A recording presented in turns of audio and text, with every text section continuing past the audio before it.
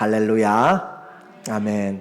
주 안에서 함께 예배드리는 이 은혜, 일평생 내가 기도할 수 있으면 함께 했으면 좋겠고, 만약에 내가 아파서 못 나오면 하나님 앞에 시간을 기억하면서 기도하는 그런 마음이 되면은 좋겠어요. 우리에게 이 주신 시간은 우리에게 놀라운 은혜의 시간이라고 그랬고, 기회라고 그렇게 이야기했습니다. 우리는 성경을 통하여서 세상 사람들은 잘 알지 못하는 2000년 전에 하나님의 역사를 지금 보고 있어요. 얼마나 대단해요. 그 2000년 전에 하나님이 일하신 것을 성경이 기록하였고, 오늘 우리에게 말씀하시고, 그 하나님은 지금도 앞으로도 동일하게 일하실 하나님이기 때문에 우리는 역사를 가장 잘 아는 것이고, 현재를 가장 잘 준비하고 미래를 예비하는 것들이에요. 그래서 하나님을 경외하는 것이 지혜와 지식의 근본임을 우리에게 말하고 있습니다. 자, 바울이 전도 여행을 하는데 전도를 1, 2, 3차라고 이야기하고, 또 로마까지 호송되는 걸 보면은 4차까지도 이야기를 해요. 그래서 바울의 제2차 전도 여행의 그림을 잠깐 보게 되면, 바울이 안디옥이라고 하는 오른쪽 제일 위에 있는 중간에 있는 안디옥에서 이제 출발하게 되었습니다. 그곳에서 그리스도인이라고 하는 그런 별명을 얻게 되었고, 그곳에서 시작하여서 안디옥에서 출발하여 루스드라, 그리고 드로아까지 복음을 전하면서 가는데, 그 루스드라에서 디모데라고 하는 제자를 데리고 가게 됩니다. 그리고 드로아에서 환상을 보고 아시아에서 복음을 전하지 못하게 하심으로 그가 이제 바다를 건너서 유럽으로 가게 되었어요. 그래서 빌립보에 이르러서 빌립보의 그 루디아에게, 그 가정에서 복음을 전하고 그곳에 교회를 세우고, 그리고 그가 잡혀서 감옥에 있다 풀려나게 되었죠. 그곳에서 다시 데살로니가, 마게도냐의 수도예요. 데살로니가에 가서 3주 동안 복음을 전하고, 그곳에서 또 유대인들이 핍박하기 때문에 그곳에서 베레아로 갔습니다. 베레아 사람들은 성품이 참 좋았어요. 그들은 신사적이었고 말씀이 정말 그러한가 해서 하나님의 말씀을 상고하느라, 그래서 많은 믿는 자들이 있었어요. 그런데 사단은 반대하는 자들, 유대인들을 저 데살로니가에서부터 다시 그들을 데리고 와가지고 그곳에서 핍박을 하게 됨으로써 바울 일행은 베레아에서 아테네, 철학과 문학과 정치와 그 모든 종교의 중심지 아테네로 그렇게 가게 되었습니다. 그곳에서 유명한 아레오바고 설교를 하게 되었어요. 믿지 않는 신들, 그곳에만 300여 개의 신이 있었고 그 도시에 3만 개의 우상들이 있었다라고 하는 것들을 증거를 하고 있는 그곳에서 예수의 부활을 증거하였고, 그곳에서 많은 토론을 하였지만 믿는 자들은 많지 않게 되었다라고 했습니다. 그래서 그곳에서 창조주 하나님, 그분이 곧 우리의 구세주 하나님이시고 그분이 심판의 주시다라고 하는 것을 말했어요. 자, 이제 우리는 믿음의 대상을 잘 알아야 돼요. 세상에 종교가 너무너무 많이 있어서 사이비와 이단들이 많기 때문에 잘 분명히 알아야 되는데, 우리는 삼위일체 하나님, 성경에서 삼위일체란 단어는 안 나옵니다. 그러나 성경을 보면 그렇게 되어지는 것이 하나님의 그 모습이에요. 그래서 한 분인데 세 위격이 있습니다. 자, 지금부터 조금 정신을 차려야 돼요. 오늘도 찬양하면서 처음 부르는 것들도 있어서 정신이 바짝 났을 건데, 그러면 여러분이 젊어집니다. 뇌가 운동하게 되고 젊어지고, 그래서 1년 한 5년씩 젊어져가요. 오늘 예배 잘 들으면. 그래서 이 한 분이 세 위격이다. 이해가 잘 안 돼요. 또 세 위격이, 세 분이 한 하나님이다. 그러니까 한쪽만 알면 안 돼요. 하나님은 한 분이세요. 그런데 세 위격으로 나타나고 있고, 그래서 성부 하나님, 성령 하나님, 그리고 성자 하나님으로 그렇게 나타나고, 또 그 성부, 성자, 성령은 다시 한 분이 되고. 자, 그래서 우리가 한번 생각해야 돼요. 우리 지혜로 이해되지 않기 때문에 우리가 마음대로 하면 안 되고, 성경이 계시하는 그 부분에서 우리가 이해를 해야 돼서, 그래서 하나님은 기묘하신 분이에요. 그리고 하나님은 전능하신 분이고 전지하신 분이에요. 자, 개도 청각이 아주 좋아요. 그렇죠? 개는 우리가 듣지 못하는 그 아주 조그만한 소리들까지도 그렇게 잘 들어요. 근데 개보다 훨씬 청력이 좋은 곰은 정말 몇 킬로의 밖에까지, 몇십 킬로 밖에까지 그런 냄새도 또 청각도 발달했어요. 밤중에 개가 짖으면 누군가 수상한 사람이 오는 것이에요. 그렇죠? 아니면 손님이 오든지 그렇게 있어요. 우리는 모르지만 누군가 있기 때문에, 뭔가 움직임이 있기 때문에 개가 짖어요. 우리는 몰라요. 개는 어떻게 할까요? 어떻게 알아요? 개는 개니까. 개는 개니까 알아요. 그렇죠? 개는 개니까. 자, 우리가 이제 개가 한번 생각해 보세요. 개 의문이 있습니다. 개 의문이 있어요. 개가 의문이 있어요, 지금. 왜 우리 주인은 모를까? 그죠? 위험이 다가왔는데, 손님이 왔는데 왜 우리 주인은 모를까? 개는 사람을 이해할 수 없어요. 자기는 열심히 네 발로 뛰어다니는데 왜 우리 주인은 두 발로 갈까? 이해가 안 돼요. 왜 그래요? 사람은 사람이니까. 자, 다시 이야기할게요. 새는 어떻게 막 날아가요? 새니까. 그죠? 물고기는 어떻게 물속에서 그렇게 숨도 안 쉬고, 우리는 들어가서 1, 2분만 있으면 곧 죽게 되는데 왜 그래요? 새니까. 그렇죠? 아니, 물고기니까. 자, 그것이 바로 하나님은 하나님이니까 한 분인데 새 위격으로 존재하시고, 새 위격인데 한 분으로 존재한다. 그것이 바로 성경에서 말하는 하나님의 지혜요 존재의 방식입니다. 요한복음 1장 1절에 태초에 말씀이 계시니라. 그 말씀이 하나님과 함께 계셨고 그 말씀이 곧 하나님이라. 그렇죠? 말씀이 곧 하나님이래요. 근데 그 말씀이 육신이 되어서 우리 가운데 왔어요. 그러니까 우리 지혜로 하나님을 이해하지 말고 개의 지혜로 사람을 이해하면은 머리 아파가지고 개의 역할을 못해요. 잠도 못 자고 냄새도 못 맡고 스트레스 받아요. 그냥 개는 하나님 주인을 인정하고, 그렇죠? 우리도 사람도 하나님을 인정하고 할 때 삶이 편안합니다. 자, 이제 본론적으로 우리에게 이 아테네에서 창조의 주님을 바울이 증거를 했어요.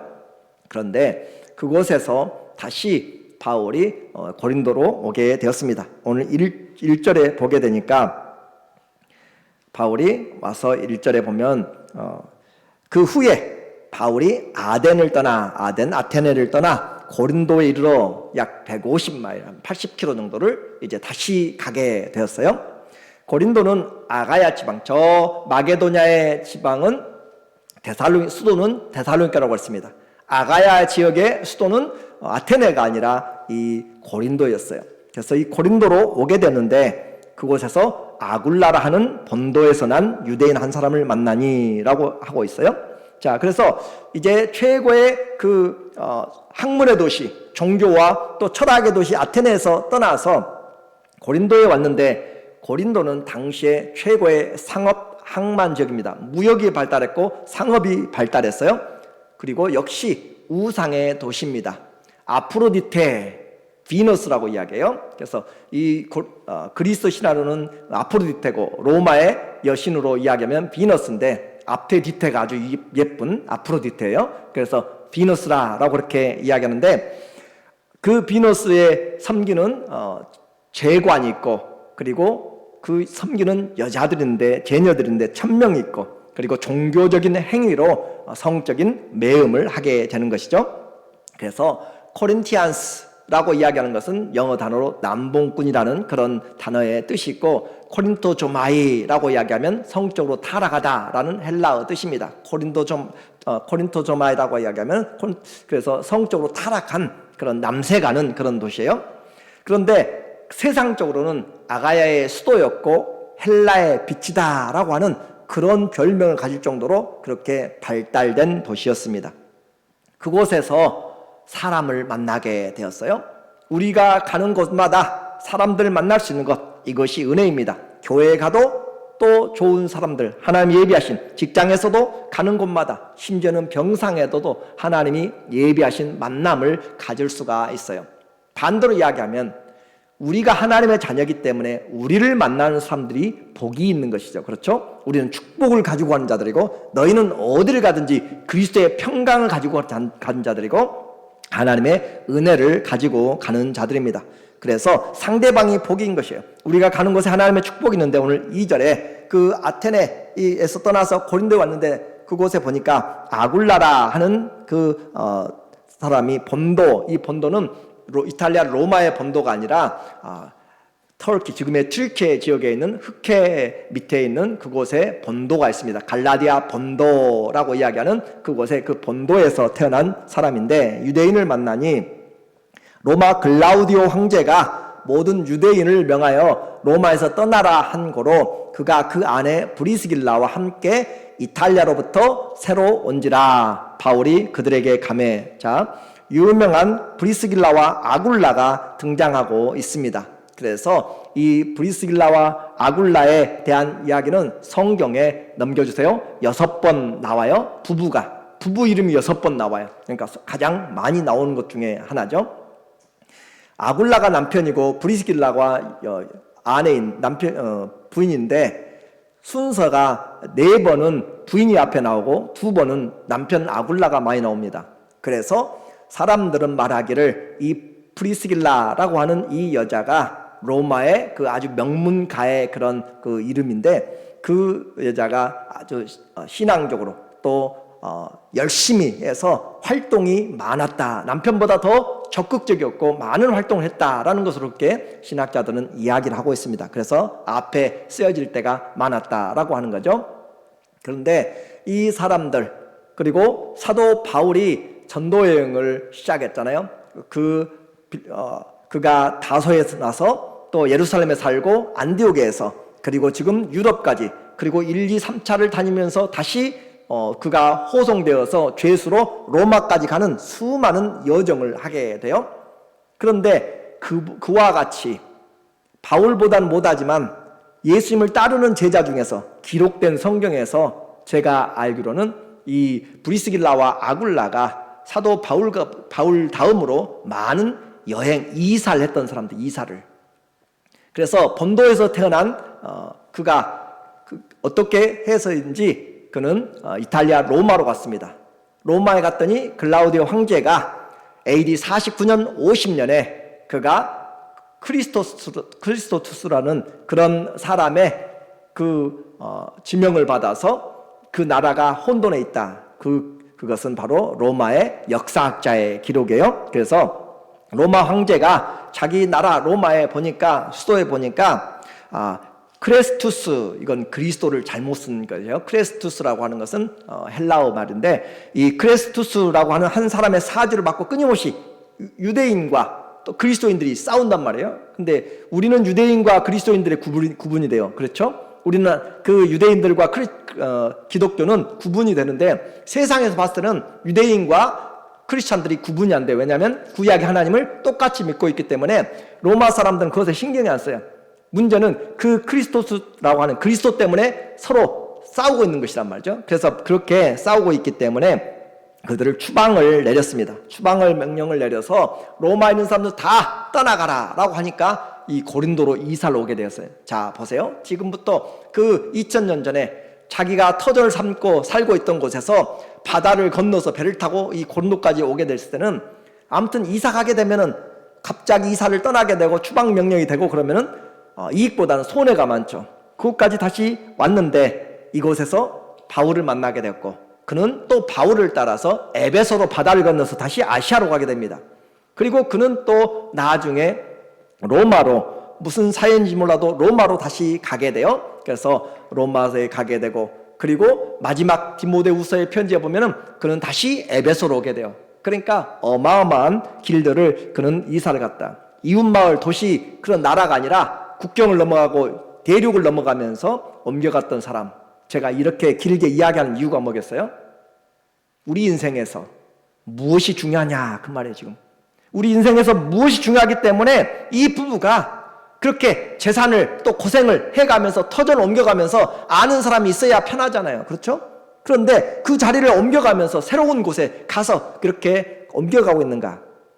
아브라함을 불러서 하나님이 가라 하니까 그가 떠나온 것처럼 우리는 하나님이 부르면 언제든지 갈 준비를 해야 되는 것이고, 하나님이 부르면 가는 곳곳마다 아브라함이 제단을 쌓은 것처럼 가는 곳곳마다 제단을 쌓고 예배를 드리는 것이 인생이다, 그 말이에요. 그걸 지금 성경에서 말하고 싶은 것이에요. 그래서 이 브리스길라와 아굴라, 이 디모데후서에 보니까 4장 19절에 보면은 브리스길라와 아굴라와 및 오네시보로의 집에 문안하라. 이 디모데후서는 바울이 살아있을 때 쓴 마지막 편지예요. 그렇죠? 살아있을 때 마지막 로마 감옥에서 그가 죽기 전에 쓴 편지이기 때문에 그때 이 브리스길라와 아굴라는 어디 살고 있었는가? 에베소로 다시 돌아왔어요. 그래서 에베소에서 사역하고 있는 디모데에게 지금 편지를 쓰면서 그 브리스길라와 아굴라에도 문안하라 라고 하는 것이에요. 이 많은 고난 중에서 이 브리스길라와 아굴라는 바울이 만난, 그리고 바울과 여러 교회를 향하여서 최고의 헌신을 보였던 부부였습니다. 그래서 영광스러운 그 만남을 바울은 잊지 못하고 있어요. 이 마지막 에베소로 다시 오기 전까지 그는 이 로마로 이사를 다시 갔어요. 원래 그가 살았고 쫓겨나기 전이었던 것이죠. 로마서 16장 3절에 보면 이제 바울은 로마로 편지를 쓰고 있습니다. 로마 교회에 가보지도 않았어요, 자기는. 그런데 로마에 편지를 쓰면서 이야기하는 내용입니다.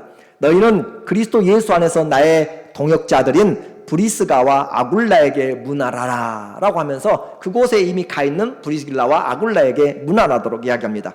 그들은 내 목숨을 위하여 자기의 목까지도 내어놓았나니. 자, 그들은 브리스길라와 아굴라는 자기의 이 바울의 목숨을 위하여서 목까지 내놓았다라고 하는 원래의 뜻 내용은 참수자의 도끼로 그때는 로마 시민들을 이렇게 죽였거든요. 참수하는 자의 그 도끼 아래 목을 내놓는 것이 바로 이 단어입니다. 그러니까 순교를 각오하고 그렇게 하나님을 섬겼던 사람, 이것이 바로 브리스가와 아굴라라는 그 사람들의 삶이었어요. 그래서 그런데 나뿐 아니라 이방인의 모든 교회도 그들에게 감사하느니라. 난 특별한 사람에게만 한 것이 아니라 모든 교회. 자, 그래서 이 바울과 함께 그들이 가서 같이 생활했잖아요. 나뿐 아니라, 그리고 또 저의 집에 있는 교회에 문안하라. 자, 그들은 로마에서도 교회를, 자기 집을 오픈해서 교회로 세웠고, 또 에베소에 있을 때도 그 집을 열어서 교회로 세웠어요. 당시에는 교회를 개척할 때 빌딩이 아니라, 집이 아니라 가정집에서부터 시작한 거잖아요. 요즘도 마찬가지죠. 어느 헌신하는 사람의 가정집에서부터 시작하는 것처럼 자기 집을 교회로, 그리고 자기의 삶을 주의 복음이 필요하다면은 그렇게 아낌없이 드렸던 사람, 그는 떠나갔어요. 모든 사람들과 함께 한번 사는 인생을 살았지만 성경은 기억하고 있고, 그리고 우리에게 전달해주고 있어요. 그래서 믿음이 무엇인가 한번 생각해 봅니다. 그리스도를 위해서 어떤 고난이든지 어떤 것이든지 내가 감사로 받으면 그것이 놀라운 은혜와 축복입니다. 그 추방력이 일어났을 때, 로마에서 쫓겨났을 때 왜 내 인생은 이럴까? 내가 왜 이럴까? 라고 하면서 내가 예수님 왜 믿었을까? 라고 생각할지 몰라요. 그런데 그런 위기가, 그들은 변함이 없었고 예수님 때문에 쫓겨났고, 그런데 하나님의 가장 위대한 사도 중에 하나인 바울과 함께 동역하게 되었고 또 동거하게 되었고, 그리고 그가 잘 배워서 아볼로에게 예수 그리스도를 가르치는 그런 놀라운 성경학자로 그렇게 또 쓰임받고 있어요. 그래서 하나님 앞에 받은 것, 그것이 위기가 기회가 되는 것은 믿음 안에서 하나님의 만남을 통해서입니다. 자, 오늘 다시 본문으로 돌아와서 사도행전 18장 3절에 보면 바울이 저 아테네에서 고린도로 왔고 그곳에서 브리스길라와 아굴라를 만났고, 그리고 생업이 같다, 자업이 같단 말이에요, 직업이. 그래서 같음으로 함께 살며 부부집에 얹혀서 사는 거예요. 셋집에 같이 살면서 일을 하니 그 생업은 천막을 만드는 것이었더라. 이 천막은 그냥 텐트만이 아니라 텐트 메이커라고 이야기하지만 무두질하고 가죽과는 그런 것을 같이 포함하고 있어요. 그래서 천막을 만드는 사람, 그곳에서 함께 살았습니다. 자, 이제 우리의 인생을 말해볼 수가 있습니다. 예수와 동행하고 있는 삶인가 라고 하는 거예요. 내 인생 이사가면서, 내 인생 이리저리 옮겨가면서 예수님과 어떤 관계가 있는가.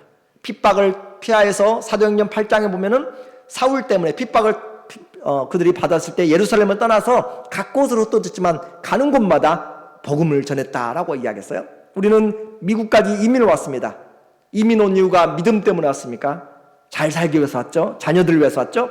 그렇다 할지라도 이제는 예수님을 알았으면 우리의 발걸음은 그리스도와 안에서 해야 되고 그리스도와 함께 해야 되고 그리스도를 위하여서 살아야 되는 것이 신앙이다라고 말하는 것이에요. 그래서 예수님과 동행하고 한 번 사는 그 인생의 목적이 이 브리스길라와 이 아굴라의 인생에서 우리에게 보여주는 바는 분명하다라는 거예요. 내 인생 복음과 관계가 없으면 세상에서 아무리 많은 일을 해도 헛발질이고 헛된 인생이다라고 하는 거예요. 자, 이제 고린도에서 사역을 보게 됩니다. 4절에 보니까 안식일마다 바울이 회당에서 강론하고, 고린도에 많은 사람이 몰려들었고 당시의 수도였기 때문에 그곳에도 역시 회당이 있습니다. 유대인 남자 성인 20살 이상의 사람들이 10명 이상 있어야만 회당이 생기는 곳이죠. 그래서 회당에서 그렇게 강론하고, 그 안식일에 이렇게 강론하는 것은 바울의 습관이었어요. 가는 규례대로 데살로니가 가서도 회당에서 가는 곳곳마다 회당이 있는 곳에서는 그렇게 강론했어요.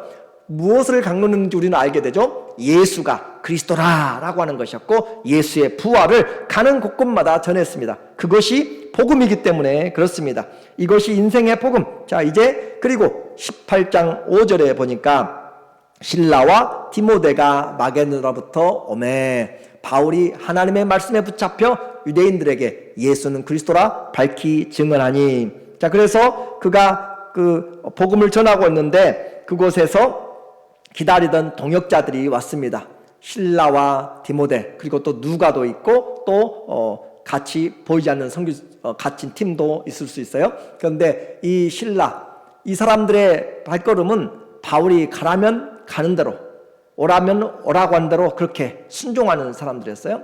정말 그리스도 안에서 하나님의 말씀으로 먼 거리를, 옛날도 집신만 신고 그렇게 하면서 걸어가잖아요. 그런 것처럼 2000년 전에 자기의 그 일이 아니라 그리스도의 복음을 위하여서 그곳에, 또 원수들이 있는 곳에, 그리를 죽이려 하는 곳에 그렇게, 그래서 실라와 디모데와 누가는 바울이 빌립보를 떠날 때 그곳에 남겨두었고, 실라와 함께 데살로니가 갔고, 그곳에서 다시 베레아로 왔고, 베레아에서 다시 디모데랑 다시 만났다가 또다시 그들을 보내고 있습니다. 그러니까 함께 팀 사역하면서 얼마나 귀한 사람들의 섬김을 같이 했는가라고 하는 거예요. 자, 17장 5절에 보면은 바울을 인도하는 사람들이 그를 데리고 아테네까지 이르러 그에게서 실라와 디모데를 자기에게로 속히 오라 하는 명령을 받고 떠나니라. 그래서 바울이 아테네에서 떠날 때 이 디모데와 실라를 데려오라라고 이야기했어요.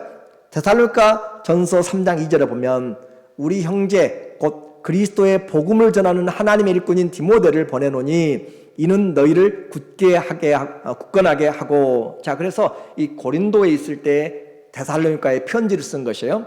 여러분, 지금 제가 지명을 하도 많이 이야기하니까 머리가 막 복잡할 건데 나중에 다 알게 되니까 그냥 들어만 놓으세요. 들어만 놓으시면 성경이 뻥 뚫리게 되는 그런 때가 올 것이에요. 그래서 이 고린도에 지금 와가지고 있는데 그곳에서 1년 6개월 있습니다. 1년 6개월 있으면 좀 여유가 있죠. 그래서 편지를 쓸 수가 있어요.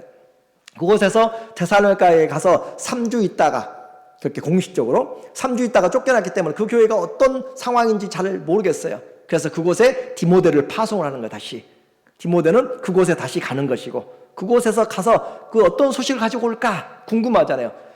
난지 3주밖에 안 된 그 신생 교회를 놔두고 왔는데 그 교회가 어떻게 됐을까 걱정하면서 이 디모데가 오는 것을 보니까 너무너무 놀라운 소식을 가지고 와서 위로를 받게 되는 사건을 디모데 전서에서, 데살로니가 전서에서 우리에게 말해주고 있죠.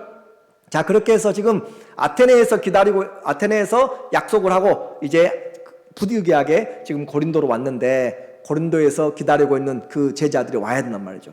오기를 기다리는데 마침내 오게 되었어요. 그래서 너무너무 감사한 일입니다. 5절에 다시 볼게요. 실라와 디모데가 마게도냐로부터 저 윗지방에 다녀갔다가 학자들에 하면 디모데는 데살로니가 갔고, 또 실라는 빌립보로 가서 사역을 잘 마치고 아테네를 다시 이 고린도로 왔던 것이에요. 오매 바울이, 자, 여기서부터가 중요해요. 이제 바울이 무엇에 붙잡혀 있다고요? 하나님 말씀에 붙잡혀 있다. 하나님 말씀에 붙잡혀 있는 사람. 와서 보니까 바울이 열심히 뭔가를 하고 있는데 하나님의 말씀에 붙잡혀서 증거하고 있는 그런 모습을 보게 되었어요. 사람들이 귀신에 붙잡히기도 하고 권력에 붙잡히기도 하고 마약에 중독되기도 하고, 그렇죠? 성에 중독되기도 하고 영화에 중독되기도 하고 세상의 많은 것들에 쇼핑에 중독까지 있는데, 이 바울이 중독된 것은 하나님의 말씀에 붙잡혀 있었다. 하나님의 말씀이 움직이면 가는 것이에요. 하나님의 말씀이 멈추다 하면 멈추는 것이에요. 밤새도록 아무것도 못 잡았을 때 주님 말씀에 의지하여 그물 내는 것처럼, 오늘 우리를 붙잡고 있는 것이 돈이 되면 안 되고, 우리를 붙잡고 있는 것이 세상의 지식이 아니라, 성도는 우리를 붙잡고 있는 것이 하나님 말씀이 돼야 됩니다. 그렇죠? 하나님 말씀이 우리를 붙잡고 있어야 세상을 이길 수 있고 어떤 환경에서도 일어날 수 있고, 그래서 우리는 하나님의 말씀, 신명기 17장 18절에 왕이 되는, 이스라엘의 왕이 되는 모든 사람들은 일평생에 뭘 옆에다 두고, 여호와의 말씀을, 율법책을 옆에 두고, 등사에서 옆에 두고 평생에 그것을 읽으면서 여호와 경외하기를 배우라라고 했잖아요. 평생에 하나님 말씀을 옆에 두고 그렇게 읽으라는 것. 오늘 바울은 하나님의 말씀에 붙잡혀서 유대인들에게 예수는 그리스도라 밝히 증언하니, 또 하나 생각해야 돼요. 자, 하나님의 말씀에 붙잡혔으면, 성경의 말씀이 얼마나 많아요, 그렇죠? 그 성경의 말씀에 붙잡혔으면 뭘 해야 될까? 그 말씀의 가장 핵심이 뭔가를 오늘 우리에게 말했잖아요. 예수가 누구예요? 그 그리스도다. 그 성경이 우리에게 붙잡고 있는 가장 큰 복음이 뭔가? 예수가 바로 그 그리스도, 예수가 구세주, 그 말이에요. 예수 외에는 천하 인간에게 구원을 준 이름이 없다라고 하는 것을 성경을 요약하면 그 말이에요. 그러니까 말씀이 붙잡혀 있다는 사람들은, 하나님의 말씀에 붙잡힌 사람은 예수 그리스도를 밝히 아는 사람이에요. 예수를 알아야 증거할 수 있는 것입니다. 성경을 많이 안다고 하는데 예수를 제대로 못 믿어요. 예수를 알지 못해요. 그것은 말씀에 붙잡힌 것이 아니에요. 우리에게 하나님의 말씀에 붙잡히는 것 너무너무 중요합니다. 브리스길라와 아굴라는 그들이 그의 인생을 하나님께 바쳐서 그의 삶의 목적이 하나님의 교회를 섬기고 성도들을 섬겼다면, 오늘 바울의 인생은 하나님의 말씀에 붙잡혀서 살았습니다. 또 실라와 디모데는, 선교는 복음에 순종하는 것이에요. 복음과 그 말씀에 순종하는 것. 내가 가고 싶은 곳에, 내가 하고 싶은 대로, 내 방법대로가 아니에요. 하나님의 방법대로, 하나님의 뜻대로 그렇게 살아가는 것이 진정한 하나님의 사람입니다. 성령에 민감한 사람입니다. 이제 우리 삶도 선교지라고 이야기했어요. 우리 삶도 세상에서 청지기의 역할을 하는 것이에요. 매 순간마다 주님과 동행하기 위해서는 말씀에 붙잡혀 있어야 돼요. 그래야 내가 아침부터 저녁까지 살아가면서, 오늘 하루 하나님께서 주신 이 하루, 내게 주신 또 한 번의 기회, 어떻게 살아갈 것인가? 주의 인자와 성실이 무궁하심으로, 주의 긍휼과 인자가 무궁하심으로 내가 아침마다 이것이 새로우니 내가 진멸되지 아니합니다. 그 하나님의 인자와 긍휼하심을 우리가 바라보면서 말씀에 붙잡힌 인생, 내가 말씀에 붙잡힌 증거가 있어야 돼요. 내가 말씀에 붙잡혔다면 말로 나타나는 것이고, 내가 말씀에 붙잡혔다면 기도하는 삶이 되는 것이고, 내가 말씀에 붙잡혔다면 예수 중심의 삶을 사는 것이에요. 그렇죠? 귀신만 붙잡혀도 헛소리 하잖아요. 초점이 흐르잖아요. 몸이 더러워지잖아요. 환경이 더러워지잖아요. 그런데 예수 그리스도에게 붙잡히면 주님의 말에나 일에나 무엇을 골로새서 3장 17절에 16절에 우리에게 말에나 일에나 무엇을 다 예수의 이름으로 하고 그를 힘입어서 하나님께 감사라. 골로새서 3장 17절에 우리에게 분명하게 말씀하고 있어요. 자, 예수가 그리스도임을 알고 살아가는, 예수님에게 붙잡혀서 살아가는 인생, 어떤 인생일까요? 예수님 인생입니다. 그렇죠? 예수님의 말씀에 붙잡혀서 살면 그 인생은 예수님 짜리 인생이에요. 그렇죠? 예수님의 말씀에 붙잡혀서 살면 그 인생은 주님과 동행하는 인생이에요.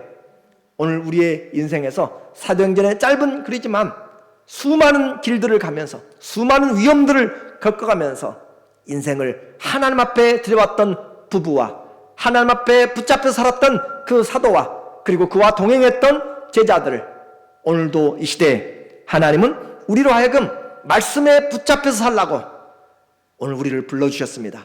그 말씀에 붙잡힘으로 우리의 삶이 가는 곳곳마다 어둠에서 빛으로, 사망에서 생명으로 하나님의 은혜를 증가하는 귀한 믿음의 3일 되시기를 예수님의 이름으로 축원합니다.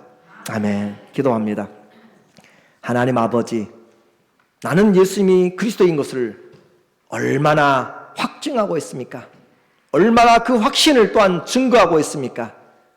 주님, 예수님 때문에 인생이 바뀐 하나님의 사람들, 오늘 우리의 인생도 우리의 가정도 예수님 때문에 바뀐 가정이 되게 하시고 예수님의 말씀에 붙잡혀 살아가도록 성령의 충만함으로 채워 주시옵소서. 온 교회 하나님의 기름 부심이 임하게 하시고 온 교회 말씀의 영이 임하게 하시고 온 교회 하나님의 인도하심으로 주님 사랑이 넘쳐나는 귀한 교회 성도들 가정되게 하여 주시옵소서.